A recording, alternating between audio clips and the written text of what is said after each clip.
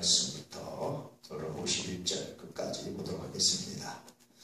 먼저 24장 29절부터 31절까지는 이제 예수님의 재림에 대해서 다시 한번 말씀하시고요.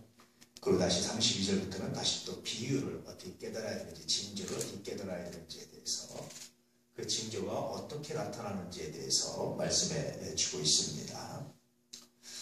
29절 말씀 한번 읽어보실까요? 시작.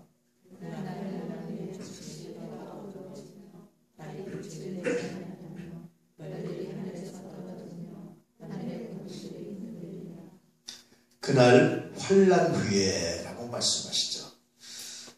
성경에서는 보통 우리가 예수님 재림하신 후에 반드시 환난이 있을 거라는 말씀을 하세요. 그런데 이제 여기에 대한 해석이 많습니다. 그래서 신학자들이 많이 논쟁을 하는데, 환난 전 휴거설이라고 말하는 분들은 환난 전에 의인들은 휴거를 당하고 이 중에 예수 안 믿는 사람들, 그런 사람들은 이제 고통을 당한다, 환난을 당한다라고 말하는 사람들이 있고요. 의인은 환난이 오기 전에 하나님께서 부르신다는 이제 이사야서 말씀을 기초해서 그렇습니다. 두 번째는 이제 환난 중 휴거설이에요. 전 3년 반, 후 3년 반, 전체 7년 대환난 중에 전 3년 반의 환난을 마치고 이제 중간에 휴거를 한다라고 말하는 사람들이고, 세 번째로는 환난 후 휴거설입니다. 7년 환난이 다 끝나고 나서 이제 휴거한다, 이렇게 이제 이야기하는 증거들이 있습니다. 그래서 막 논쟁을 했어요. 근데 결론이 안 나잖아요. 그래서 이제 환난 전 휴거 당한다는 분들이 나오면서 하는 말이, 에이, 여러분들은 환난 다 하고 휴거 당하세요? 나는 환난 전에 휴거 당할 겁니다. 뭐 이렇게 이제 이렇게 다투고 나왔던 아주 웃지 못할 일이 있는데요. 성경은 근데 사실은 상당히 많이 환난에 대해서 말씀하고 있어요. 그래서 환난에서 준비하는 것이 굉장히 중요한 것 같습니다. 이제 세 개의 주장이 왜 나왔냐면, 성경이 명쾌하게 이렇게 말하기 어려운, 하나만 말하기 어려운 이제 그런 요소들이 있어서 그렇습니다. 그런데 제가 보기에 환난을 준비해서 나쁠 건 없을 것 같아요. 또 성경에 보면 환난 당할 일들에 대해서 많이 말씀하시고 있어요. 예수님께서 지난주에도 봤지만, 그날과 그때를 감하지 않으면, 환난을 감하지 않으면 아무도 구원받을 육체가 없다. 그래서 하나님께서 그때를 감해 주셨다라고 말씀하시잖아요. 그러니까 환난을 당하는 것만은 분명하다라는 생각이 이제 들죠. 이제 이것 외에 여러 가지 이제 다른 이유들, 다른 이제 논쟁들을 하다 보면 이게 연장돼서 이런 이야기를 하는 건데요. 그런 어쨌든 환난에 대해서 예수님께서 말씀하시죠. 그래서 그날 환난 후에 어떻게 합니까? 해가 어두워지고 달이 빛을 잃어버리고, 해도 빛을 잃어버리고 달도 빛을 잃어버려요.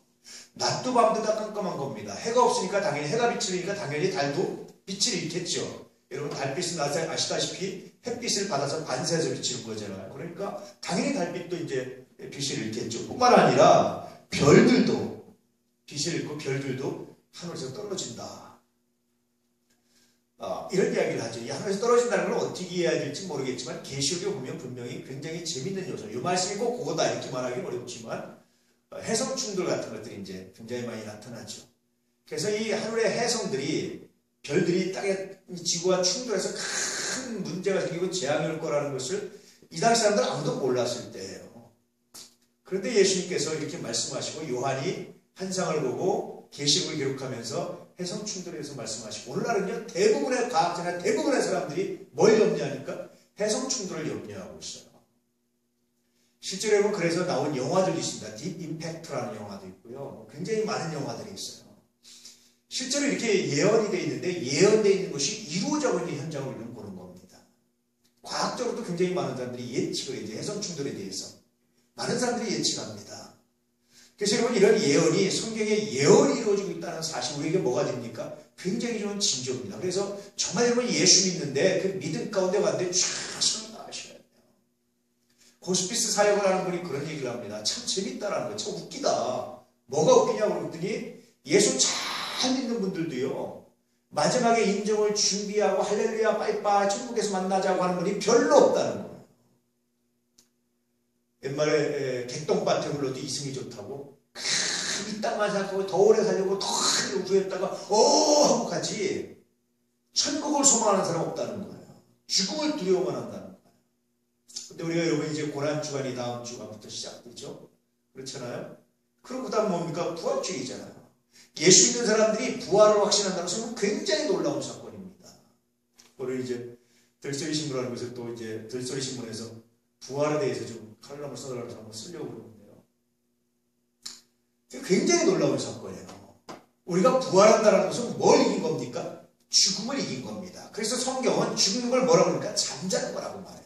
여러분 저녁에 잠잘 때 두려움으로 잡니까? 여러분 저녁에 잠잘 때 걱정으로 잡니까? 그렇지 않잖아요. 전 어릴 때 그런 두려움이 좀 있어요. 자는 잘 때 못 깨면 어떡하지? 이거 죽는 거 아닌가? 자면서 그런 생각 안 해보셨어요? 어릴 때?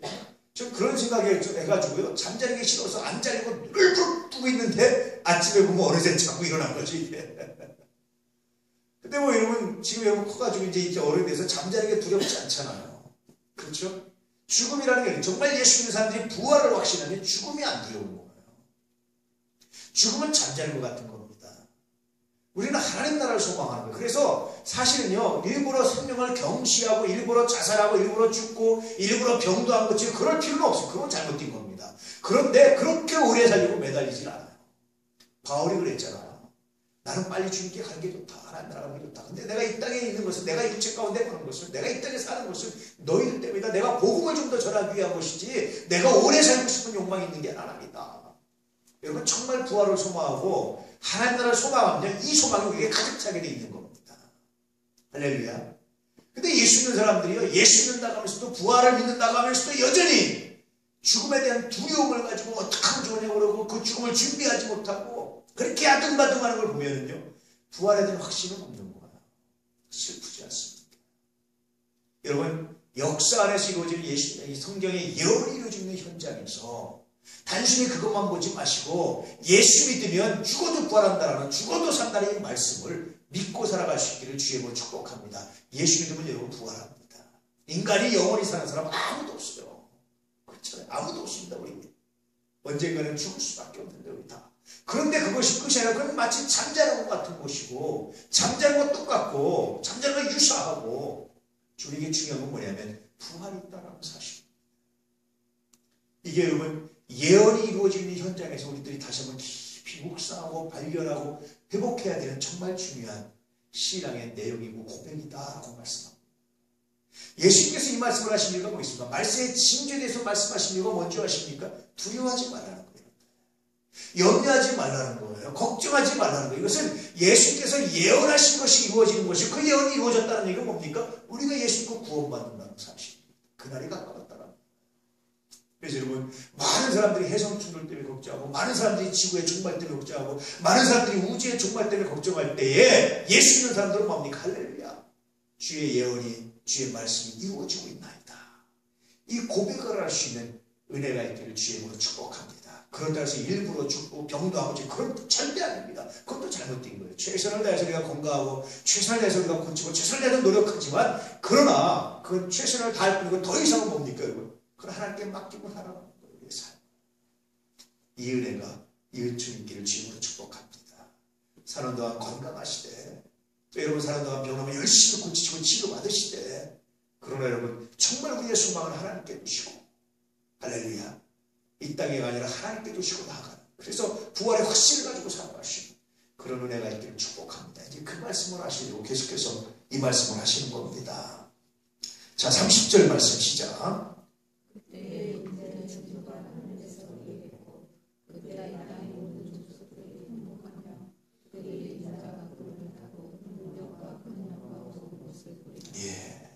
그때 그렇게 하늘의 권능들이 흔들리고 이렇게 우주에 여러 가지 천체에 많은 그런 변화들이 일어나고 이제까지 인간들이 경험하지 못했던 전 우주적인 위기입니다. 우주적인 재앙입니다.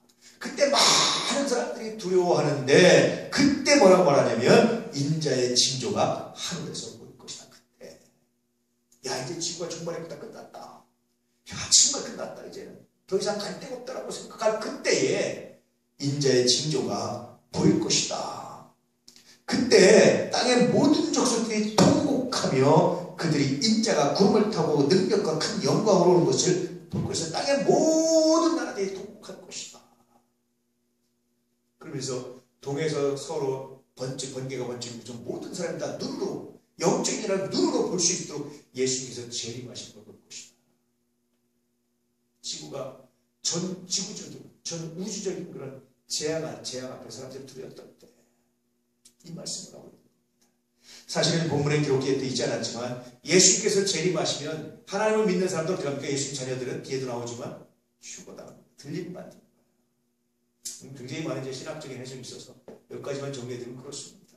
그러니 여러분 많은 사람들이 통곡하면서 죽어갈 때 이 우주적 재앙 앞에서 떨 때 우리는 뭐 하는 겁니까? 주님께 영접되는 거예요. 마치 노아 왕조 같잖아요. 물이 차고 다 사람들이 다 죽어갈 때 노아의 방주에 탄 사람은 어떻게 합니까? 구원받잖아. 여러분 이번 주일날 청도원을 꼭 전도하시길 축복합니다. 입술을 여러분 말씀하세요. 두려워하지 마십시오. 하나님께 맡기십시오. 억지로 해도 내 가정을 끌고 너 예수 믿어야 돼 라고 말할 수 있는 은혜가 있기를 주의 이름으로 축복합니다.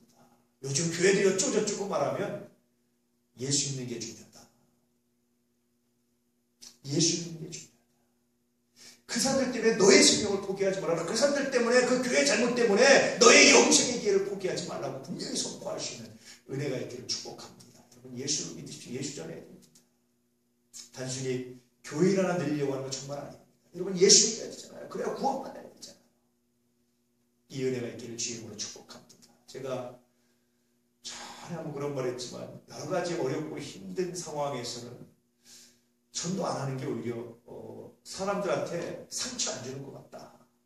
예수님께서 그런 말씀하시죠. 쭉 다니다가 생명을 하나 얻으면 오히려 너희보다 더 배나 지옥의 자식이 되게 하는 그 바리새인들 외식하는 사람들에 대해서 잘못 얘기하시잖아요.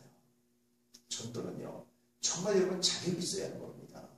예수님께서 이 자격을 갖추시기 위해서 제자들을 데리고 다니셨고요. 그래서 교육하셨고 지식만 가르치신 게 아니에요. 전도 방법만 가르치신 게 아니에요. 그들에게 사람을 낳는 거고 그들에게 사람을 수용하고 사람을 사랑할 수 있는 마음을 가르치신 겁니다. 그리고 어떻게 하셨습니까? 성령을 부어주셨고 그들이 전도하는데요. 그때부터 베드로는 성전 미문 앞에 앉은 안진뱅이 이런 사람이 눈에 보이는 거예요. 아픈 사람들이 눈에 보이는 겁니다. 약한 사람들이 눈에 보이는 겁니다. 그들을 수용하는 거예요. 전도는 아무나 하는 게 아니에요. 사실은. 머릿속만 안다고 무슨 전도 교육 몇 번 받았다고 전도하는 게 아닙니다. 내가 이제부터 그 사람을 사랑할 겁니다. 바울은요. 복음으로 한 사람을 하는데 뭐라 그럴까? 해산을 못합니다. 한 사람을 여러분 전도해서 그를 신앙으로 키우기까지는요. 해산의 고통인데 내가 이제 그를 위해서 해산의 고통을 한다. 이게 전도입니다. 그를 위해서 기도하고 그를 위해서 내가 해산의 고통을 한다. 그를 위해 그에게 덕을 주고 그에게 신앙의 모습을 보여주기 위해서 나를 절제하고 나를 손해보고 주의를 지키고 내가 예배를 드리고 내가 헌신하고 예배드리는 자세를 달리하는 겁니다. 그를 위해서 그 약한 자를 위해서 고린도서에 보면은 우리의 은사의 의미가 뭡니까 여러분?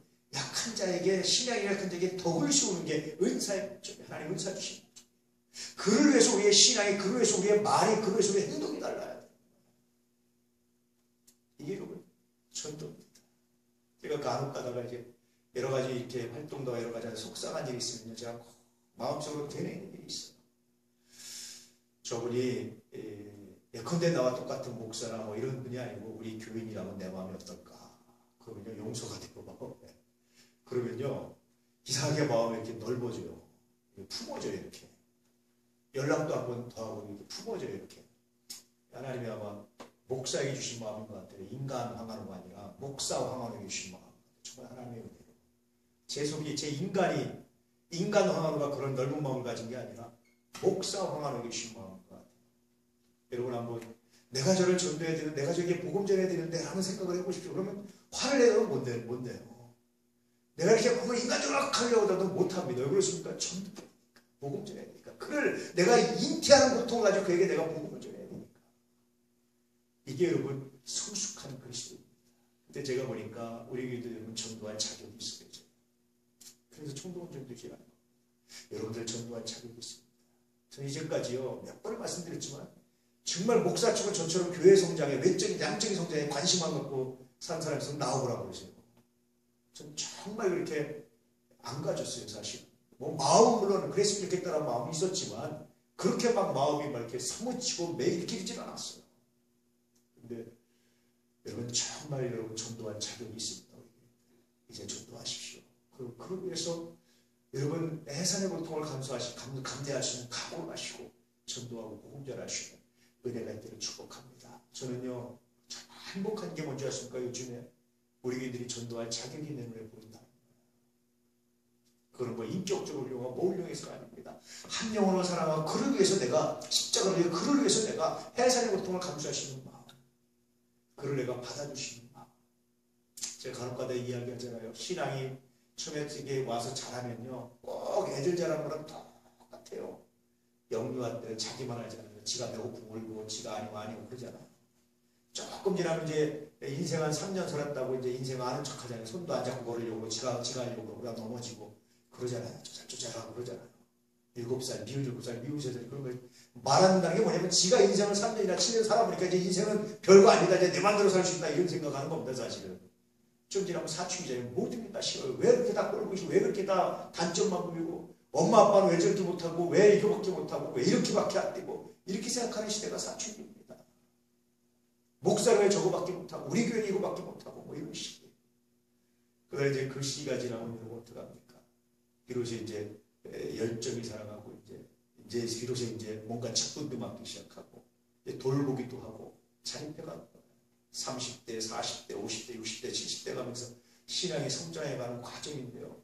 제가 보니까 한국의 많은 크리스천들은 아직 사춘기예요. 조그만 문제 하나 못 넘어요. 목사가 뭐 이러면서 못 넘어요. 마치 사춘기 애들이 어른이 뭐 엄마가 아빠가 뭐 저거밖에 못하고 이러듯이 그런 것 같아요. 근데 여러분 지나고 나면 여러분 이제 나이 드시니까 부모님들 어떻게 생각하십니까? 아이고 노인네가 그렇지 뭐 그럴 수 있지 라는 생각이 들잖아요. 지나면 수용이 되는 거예요. 호용이 되고.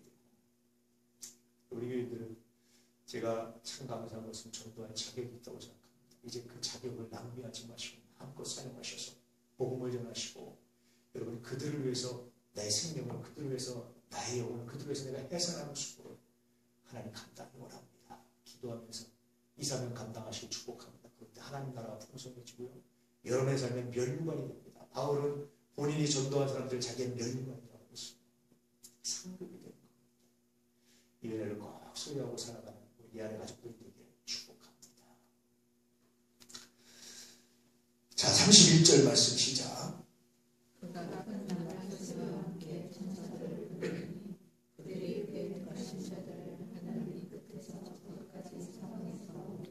예, 이것을 이제 요한계시록에서는 휴거 공중 그걸 끌어올린다 이렇게 기록되어 있는데 오늘 말씀에서는 천사들이 나팔소리는 여러분 이렇게 사람들을 모으는 의미입니다. 유대인들에게 있어서 나팔을 분다라는 것은요 적이 들어왔을 때 뭐 어떤 사건이 일어날 때 경고를 보내는데 그때 사람들을 끌어모으는데 특히 성경적 의미는 의를 끌어모으는 의미예요. 악인들은 나팔을 불어도 안 와요. 나팔을 불어 도망갑니다. 안 옵니다. 이렇게 적군이 쳐들어왔다 나팔을 부는데 안 오는 거예요. 여러분 기도원이 여러분 나팔을 불 때 몇 명이나 왔습니까? 겨우 12,000명 왔어요. 적군은 10만 명 넘게 쳐들어왔는데 에이 나가 싸워봤자 죽기밖에 더 하겠어 그러고 안 오는 거예요. 자기 나라를 지키는데 안 와요. 근데 누가 옵니까? 의인들이 오는 거예요. 그래서 여러분 기도원의 300용사는 굉장히 의미 있는 이야기입니다. 사실은 적으로도 이때 나팔을 불 때 누가 오느냐? 택하신 자들을 하늘 이 끝에서 저 끝까지 그리스도체 택하신 자, 다시 말하면 하나님을 믿는 자, 다시 말하면 의로운 자, 다시 말하면 믿음으로 의롭게 된 자들을 하나님께서 끌어모신다, 구원하시고 세상은 우주적 재앙을 만나는데 하나님 이렇게 구원하시고 끌어모신다 라고 말씀하시고 있습니다. 그래서 이제 구체적으로 다시 말씀하시죠. 32절 말씀 시작.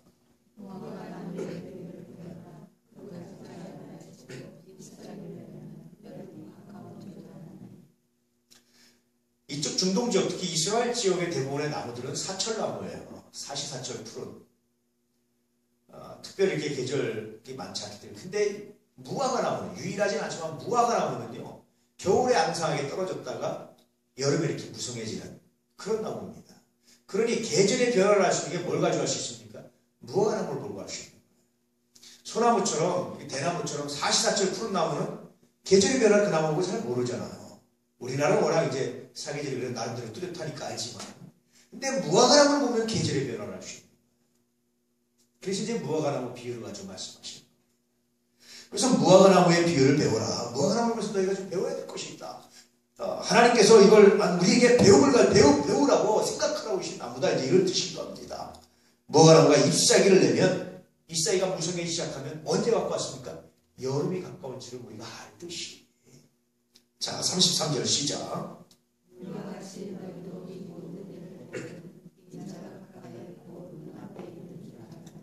이와 같이 예수님께서 24절 앞에 있는 말씀, 민족이 민족을, 나라가 나라를 대적해서 일어나기도 하고 적그리스도 나타나기도 하고 이런 여러 가지 일들이 일어나면 마치 무화과 나무 잎사귀가 여름을 알려주는 것처럼 예수님의 재림이 가까웠다는 사실을 알아. 전에도 말씀드렸지만 그때는 아무도 몰라. 그런데 징조는 보여주셨어요. 이 징조다라고 말씀하시는 겁니다. 자, 34절.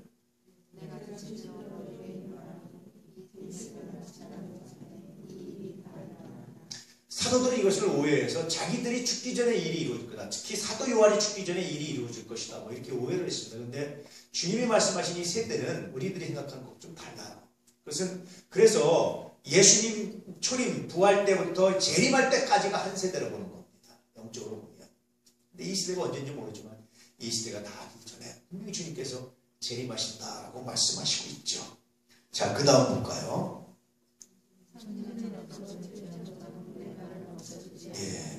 예수님 말이 얼마나 정확하게 이루어지고 나타나는지 천지보다 해가 뜨고 달이 뜨는 것보다 훨씬 더 명확하고 의미 있는 말씀이라고 이제 정확한 말씀이라고 말씀하시고 있는 거죠. 36절.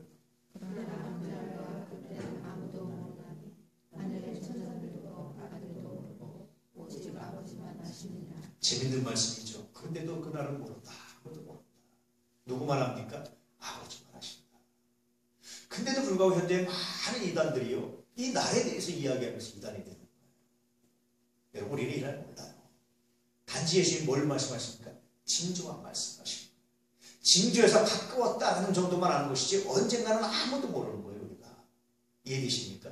그래서 여러분, 재림의 때를 말하는 사람은 무조건 이단입니다. 몇 월 며칠 말하는 사람은 무조건 이단입니다. 징조만 알 수 있어요. 거기에 안 넘어가시기를. 또 혹은 또 재림을 영적으로 재림했다. 그것도 이단입니다. 육체적으로 분명히 재림하십니다. 자, 그 다음 말씀 볼까요? 마치 예수님의 재림의 때가 노아의 때와 유사하다라고 말씀하십니다. 그래서 우리에게 또다시 세상이 이 마지막 경고에 어떻게 반응하고 있는지를 우리에게 가르쳐 주시고 있는 말씀입니다. 자, 그 다음 볼까요? 홍수전에 노아가 방주에 들어가던 날까지 사람들이 먹고 마시고 장가들고 시가하고 있었습니다. 예. 홍수전에 노아가 그렇게 이야기하잖아요. 노아가 여러분 3위에 방주를 100년이 넘는 시간 동안 만든다는 것 자체가 굉장한 퍼포먼스라고 했죠. 여러분, 굉장한 메시지입니다. 그거는. 저 미친 늙은이, 저 노인네가 뭐 하는 거야, 삶에다가. 저 미친 거 아니야. 자기 가산 다 탕제는 저거 미친 거 아니야. 온 가족이 저거 왜 저러는 거야. 아마 노아의 아들들도 불만이 굉장히 많았을 거예요. 그때 워낙 그 당시에는 아버지의 권한이 강하던 시대니까 그냥 따라서 했지. 오늘날처럼 여러분 북권이 강하지 않은 시대는 아마 자식들 다 도망갈 거예요. 우리 아버지 미쳤다고. 아마 정신병이었든지 그럴 거예요. 소송하든지. 그렇죠. 굉장한 퍼포먼스를 하신 것은 사람들이 그만큼 강력한 경고입니다. 지난주도 말씀드렸지만 내가 도저히 이해할 수 없는 사건, 내가 도저히 이해할 수 없던 일을 맞닥뜨리면 그때는 분명히 무릎 꿇어 기도하십시오. 하나님, 내가 어떻게 하기 원하십니까? 어떤 걸 깨닫기 원하십니까? 무릎 꿇어 기도할 수 있기를 축복합니다. 도저히 상상할 수 없는 일이 일어났다. 무릎 꿇어 기도할 수 있는 기회. 자, 계속해서 40절 시작.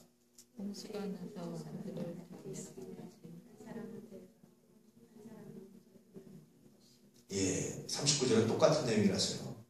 그때 두 사람이 밭에 있었다. 근데 한 사람은 데려가고 한 사람은 버려둠을 당할 것이다. 재밌는 말씀이잖아요. 여러분, 예수님의 가르침을 받고 한 사람 들린 사람은 우리가 데려가면 휴거당한 사람인데요. 솔직히 이제 정확히 말하면. 근데 휴거를 알고 예수님의 재림을 알고 준비한 사람과 그렇지 않은 사람이 똑같이 뭐하고 있습니까? 똑같이 뭐하고 있었습니까, 여러분? 밭을 갈고 있었잖아. 여러분, 예수님의 재림을 준비하고 예수님의 재림이 가까웠다. 야, 정말 그때 가까웠다면 이러면 뭐 하겠습니까? 이 말씀이 굉장히 재밌는 교훈을 하시고 있는데요.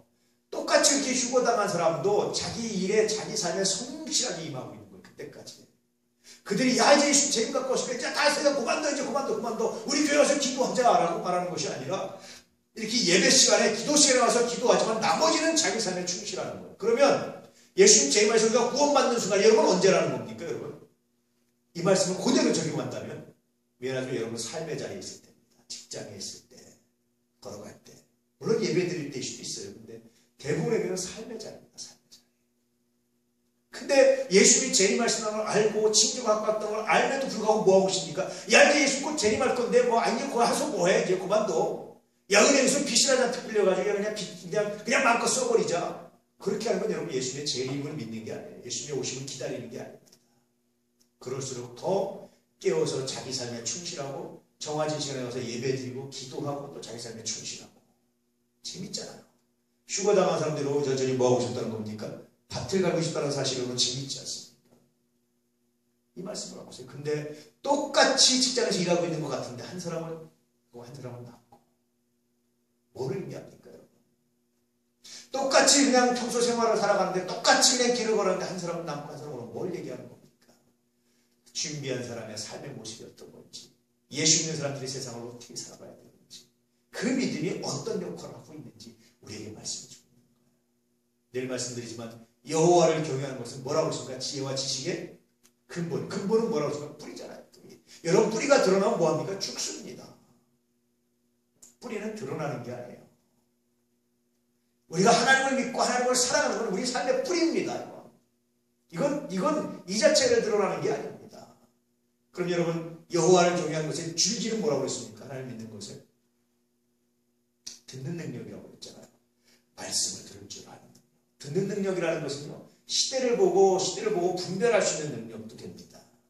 하나님의 말씀을 그걸 통해서 메시지 듣는 거예요. 그럴 때 우리 열매가 날린다고 그랬죠. 뭐라고 했습니까? 구별하는 열매가 있죠. 구별력이 탁월해집니다. 분별력이 탁월해집니다. 그래서 이런 삶을 가지고 시대를 분별하지만, 그러나 예수 믿는 걸 막 드러내서 이렇게 어디든지 나 예수 믿어라고 말하는 것도 중요하지만, 그러나 더 중요한 건 뭡니까? 이 드러내는 것은 뿌리고 놔두고, 드러내는 뭘 드러내야 됩니까, 여러분? 우리의 삶으로, 우리의 헌신으로, 우리의 사랑으로 드러내야 됩니다. 근데 이걸로 드러내지 않고 뿌리를 가지고 이야기하려고 하면 둘 다 죽습니다. 한국교회 위기 중에 하나 제가 보면 분명히 이겁니다. 우리들이 신앙의 삶을 가지고 드러내는 것이 아니라 교리를 가지고 이 뿌리를 가지고 말하기 때문에 부딪힘이 오고 너 예수 믿다고 다른 게 뭐냐? 이런 평가를 받고 있는 겁니다. 잘못 드러낸 겁니다. 오늘 이 예수님 재림 때 휴거당하는 이 사람, 똑같이 길을 가고 있는 사람, 똑같이 밭을 가고 있는 사람, 여러분 깊이 한번 생각해 보시기 바랍니다. 그런데 하나님이 보기에 그런 믿음 있는 사람이었고 그런 주님의 재림을 주는 사람이었습니다. 깊이 생각해 보시기 바랍니다. 뭐 할 건지, 어떻게 할 건지.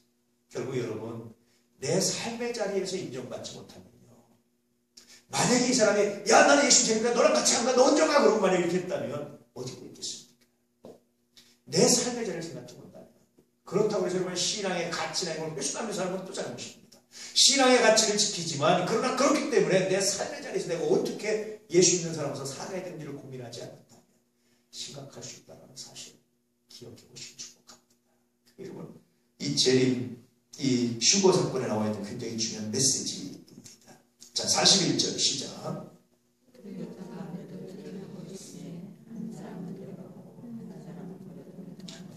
맷돌질하고 있는 두 여자는 지금 주부죠, 주부. 두 주부가 맷돌질하고 있었어요. 주부가 나 예수님 재림하신다, 나 이런 거 필요 없어 라고 교회에 와서 이렇게 그러지 않고 기도하고 예배드리면 나서 맷돌질하고. 예수님 그때 재림하신다. 여러분 삶의 자리가 얼마나 중요한지 몰라요. 우리의 삶의 자리가. 여러분 학생은 공부하고, 여러분 직장인들은 열심히 직장 생활하고, 주부들은 열심히 주부로서의 위치를 감당하고, 그게 여러분 예수 믿는 사람이 얼마나 그게 귀한 건지 몰라요.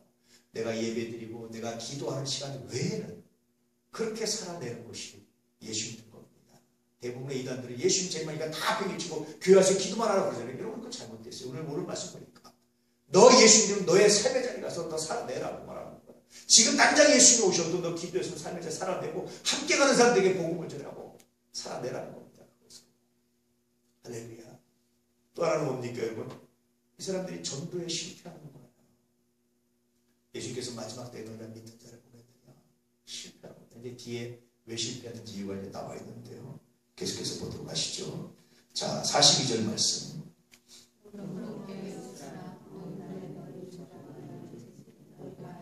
예, 그러므로 깨어있으라. 깨어있으라는 말의 의미는 뭘 겁니까, 여러분? 징조에 예민하게 징조를 분별하고 있으라.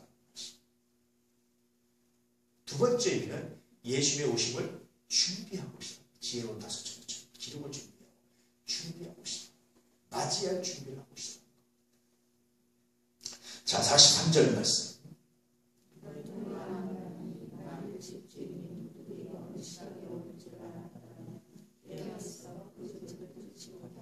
예, 이 말씀을 하신 이유가 있습니다. 44절 시작.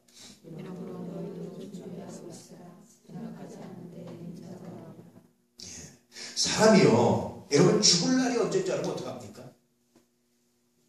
여러분 만약에 예수님이 재림하실 날을 여러분이 안다면 여러분 어떡하겠습니까? 여러분들은 그럴 일이 없을 겁니다. 여러분들은 그래도 더 열심히 기도하고 준비할 겁니다. 근데 제가 그런 말을 들은 적이 있어요. 옛날에 학생 때, 고등학생 때인데 아마 걔 아버지가 목사인가 그랬어요. 근데 교회를 안 다녀요. 야, 너 왜 교회 안 다니냐? 2학년 때 같은 반이었는데 친하진 않았는데 그랬더니 야, 교회는 지금부터 다닐 필요가 없어. 교회는 죽기 전에만 가면 돼. 죽기 전에 가서 교회에 예수 믿으면 구원받는 거야. 죽기 전에 가면 돼. 지금부터 그렇게 다녀도 너 힘들게 할 필요가 없어. 이런 말을 하더라고요. 제가 그게 가슴에 얼마나 깊이 남았는지 몰라요. 여러분 만약에 여러분 언제 죽을지 알면 어떻게 하겠습니까? 막 살다가 죽기 5분 전에 나 예수님 믿습니다. 회개하고 나 구원해 주세요. 이런 사람들이 얼마나 많을까요? 아이야 5분 너무하다. 그래도 3일은 그래도 헌신해야지. 딱 지금 3일 동안 막 금식기도 하고 야 3일은 좀 그렇다. 우리가 구원받나 40일 금식기도 하지. 40일 동안 금식기도 하고 이런 사람이 얼마나 많겠어요. 여러분 그게 신앙이겠습니까? 그게 정말 하나님을 인격적으로 믿는 거겠습니까? 인정하는 거겠습니까? 아니잖아요. 예수님 재림하신 것도 마찬가지입니다. 비밀로 하신 이유가 여러 가지인데 그 중에 하나가 이런 것도 있다고 말씀하십니다. 만약에 집집이 언제 도둑이 올 줄 알면 그 시간에 몇 시간 넘치고 그 시간에 쉬고 있다가 그 시간에 딱 해가지고 여러분하고 딱 잡지 않겠느냐. 근데 모르면 어떡합니까? 계속 깨어있어서 집안을 방비하고 담장을 수리하고 집안을 준비하고 이렇게 합니다. 이 과정에 여러분 다른 말로 하면 우리 삶을 돌아보고 내 삶에 무너진 장벽이 없는지 내 마음에 무너진 장벽이 없는지 내 마음에 혹시 보수해야 될 곳이 없는지 내 마음에 혹시 내가 용서하지 못한 사람이 없는지 내 마음에 혹시 내가 회개한 것이 없지 않은지 돌아보고 준비하는 과정이 나의 삶이 나의 인격이 자라는 과정입니다. 이 하나님은요 단순히 우리를 구원 요거 쉬워요. 하나님은 너무 쉬운 일이에요. 하나님 정말 우리에게 요구하신 뭡니까? 그래서 그걸 통해서 이 구원을 통해서 구원에 대한 소망을 통해서 예수님 재림에 대한 소망을 통해서 우리의 마음이 신앙이 삶이 자라가는 하나님께서 원하십니다. 그래서 늘 말씀드리지만 한 번 잘했다고 다리 몽둥이 부러뜨리고 한 번 잘했다고 복주고 이러지 않으십니다. 여러분 그건 믿음이 아닙니다. 근데요 여러분 그런데 하나님께서 기억하고 계시다는 겁니다. 하나님께서 기억하고 계시다는 겁니다. 깊이 고민해 보시길 바랍니다. 자, 45절 말씀 시작.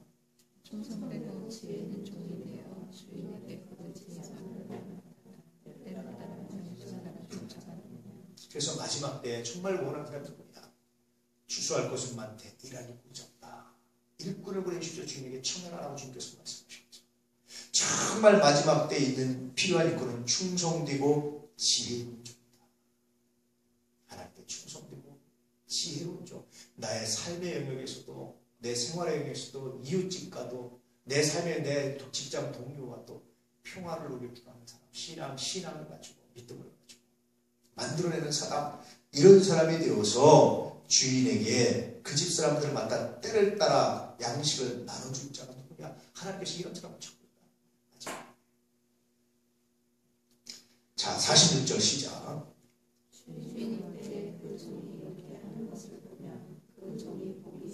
예, 우리 주님이 오실 때 47절.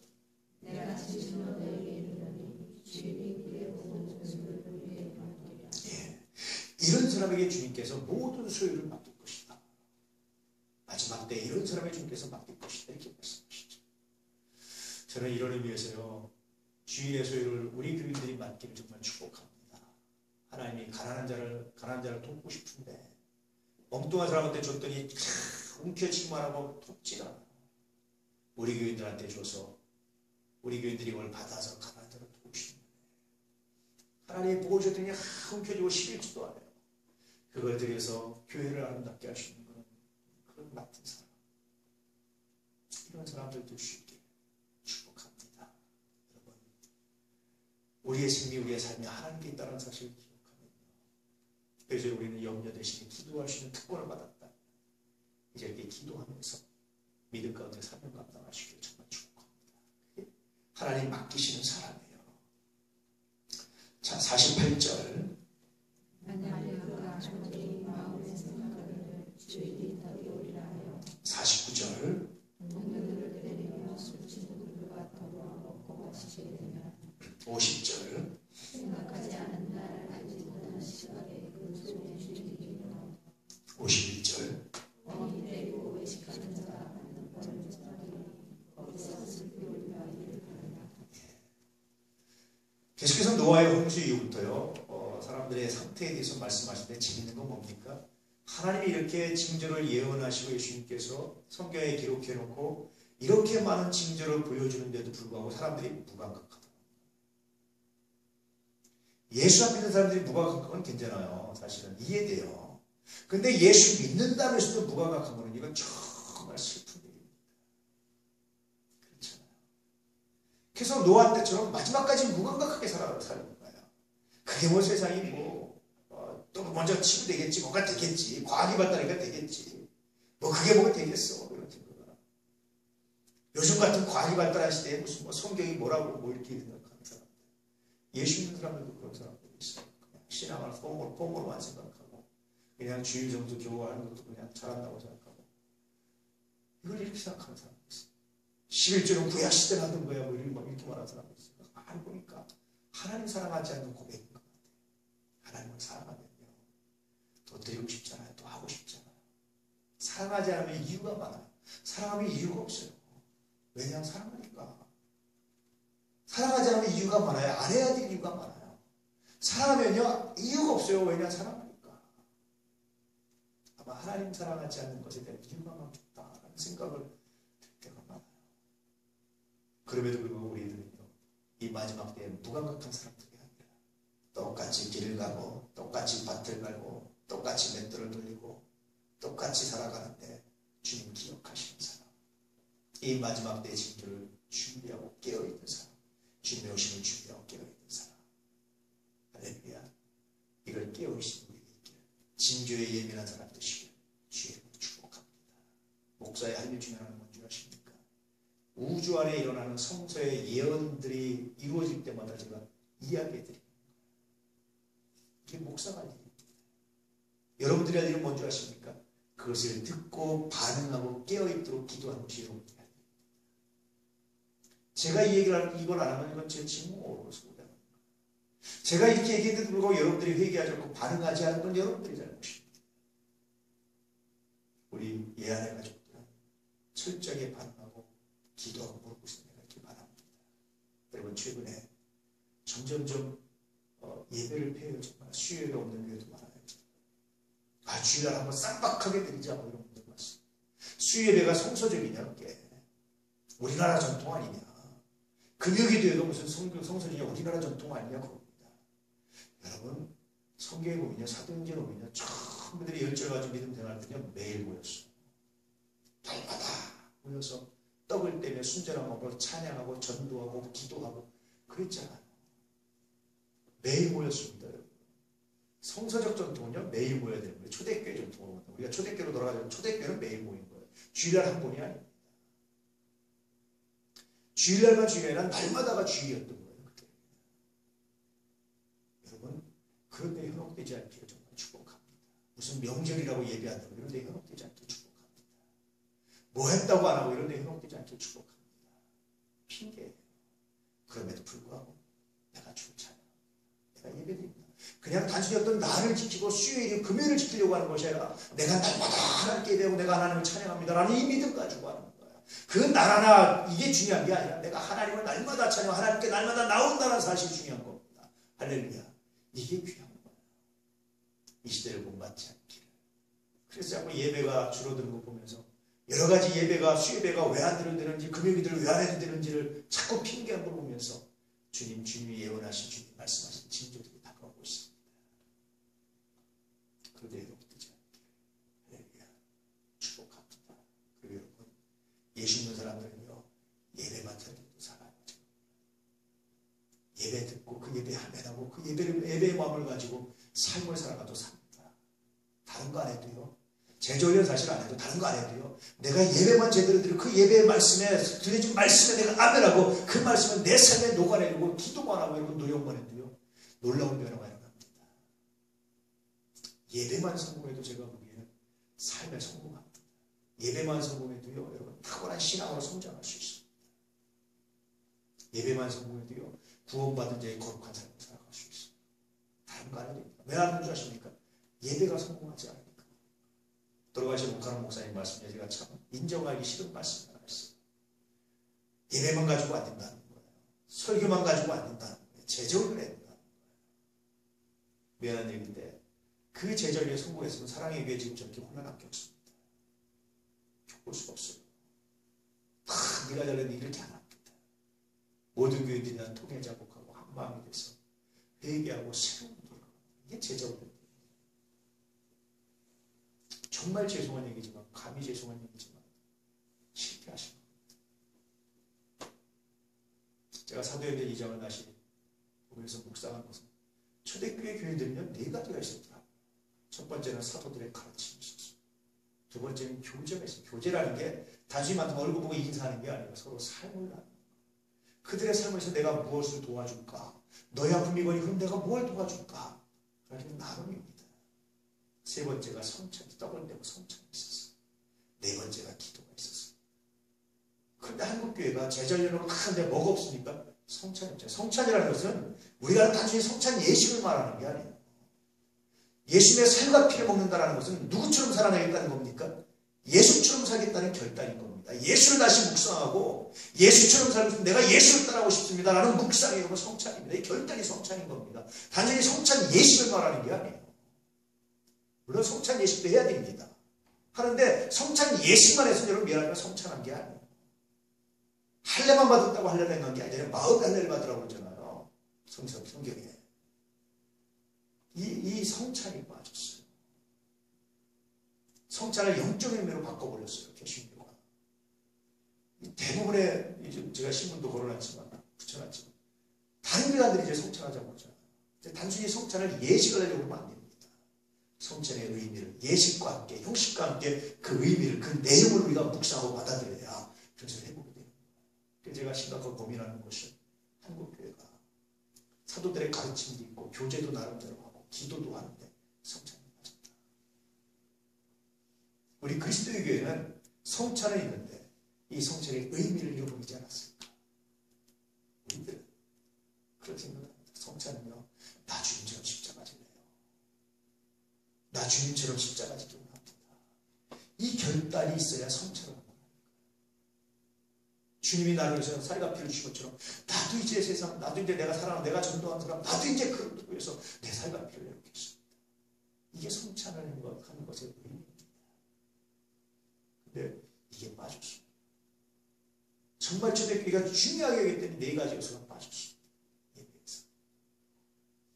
우리들은 이걸 지켜나가는 그것을 새롭게 할 수 있고 이 가운데서 여러분 놀라운 역사와 열매를 나타낼 수 있는 그런 거룩함을 거룩한 은혜가 우리들 가운데 있기를 주님을 축복합니다. 할렐루야. 오늘 여러분 다시 한번 이 마지막 때에 우리가 어떤 자세로 어떤 삶을 살아가야 되는지를 한번 묵상해 보시고 오늘 말씀에 순종하시고 오늘 말씀 깊이 묵상하시고 귀한 은혜가